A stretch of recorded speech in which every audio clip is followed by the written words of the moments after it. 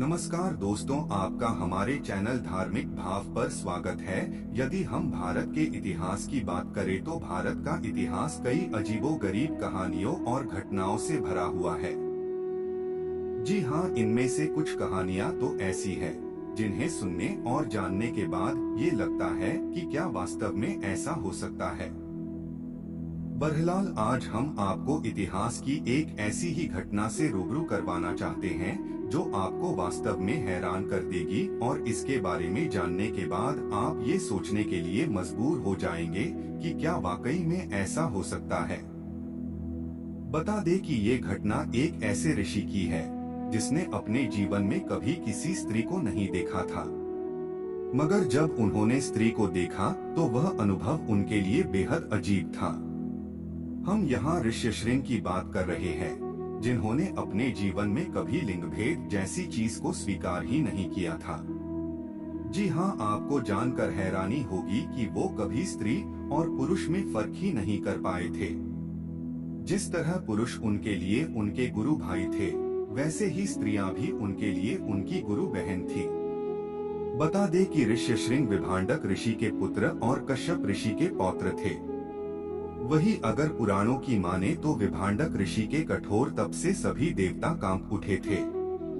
ऐसे में उनका ध्यान भंग करने के लिए और उन्हें समाधि से हटाने के लिए स्वर्ग से उर्वशी को उन्हें मोहित करने के लिए भेजा गया था। एक बार ऋषि नदी में स्नान कर रहे थे, तब उन्होंने उस उर्वशी को देखा जिससे उनका वीर्यपात नदी में हो गया। जब वीर्य नदी में पानी पीते हिरण के पेट में चला गया तो वह हिरण गर्भित हो गई। हिरणी को किसी कारण से ब्रह्मा जी ने श्राप दिया था कि तू हिरण जाति में जन्म लेकर एक मुनि पुत्र को जन्म देगी, उसके बाद श्राप से मुक्त हो जाएगी। उर्वशी के आकर्षक रूप से विभांडक ऋषि का तप भंग हो गया था। इसके बाद हिरण के गर्भ से ऋष्यशृंग का जन्म हुआ था।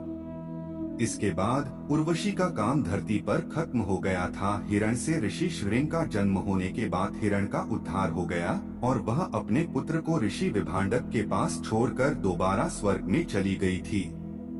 ऐसे में उर्वशी के धोखा देने के बाद ऋषि विभांडक बहुत दुखी हुए थे और इस वजह से उन्होंने पूरी नारी जाति को दोषी ठहराना शुरू कर दिया था। बता दे कि ऋषि विभांडक अपने पुत्र को लेकर जंगल चले गए थे और तभी उन्होंने प्रण लिया कि वो अपने पुत्र पर कभी किसी स्त्री की छाया नहीं पड़ने देंगे। गौरतलब है कि जिस जंगल में वे तप करने गए थे वह जंगल अंगदेश की सीमा पर था। ऐसे में ऋषि विभांडक के घोर तप करने के बाद अंगदेश में अकाल पड़ चुका था, जिससे सब लोग भूखे मरने लगे थे। इसके समाधान के लिए राजा रोम ने अपने मंत्रियों और ऋषि मुनियों को बुलाया।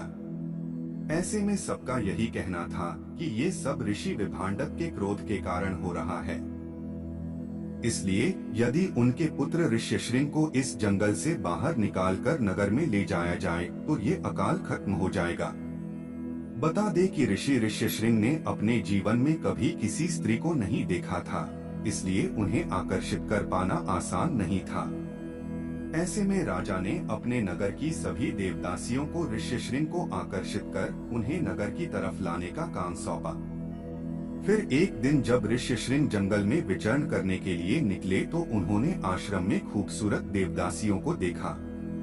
ऐसे में उन्हें अपनी गुरुभन मानकर ऋष्यशृंग भी उनके पास चले गए। बता दे कि अगले दिन ऋष्यशृंग उन देवदासियों को ढूंढते ढूंढते उनके आश्रम तक जा पहुँचे। ऐसे में देवदासियों को उनका काम पूरा होते हुए दिखा। उन्होंने ऋषि से कहा कि वह उनके साथ नगर की तरफ चले। ऐसे में ऋषि ने उनकी बात मान ली और वे नगर की तरफ चल दिए। फिर जब ऋष्यशृंग राजा रोम के दरबार पहुँचे तो उन्होंने ऋषि जी को पूरी घटना बताई कि वास्तव में ऋषि विभांडक के तप को तोड़ने के लिए उन्होंने ऐसा किया। बता दे कि इससे ऋषि विभांडक गुस्से से भड़क उठे और राजा रोम के दरबार में पहुंच गए। ऐसे में ऋषि विभांडक का गुस्सा शांत करने के लिए रोम ने अपनी दत्तक पुत्री शांता का विवाह विभांडक के पुत्र ऋष्यशृंग से कर दिया।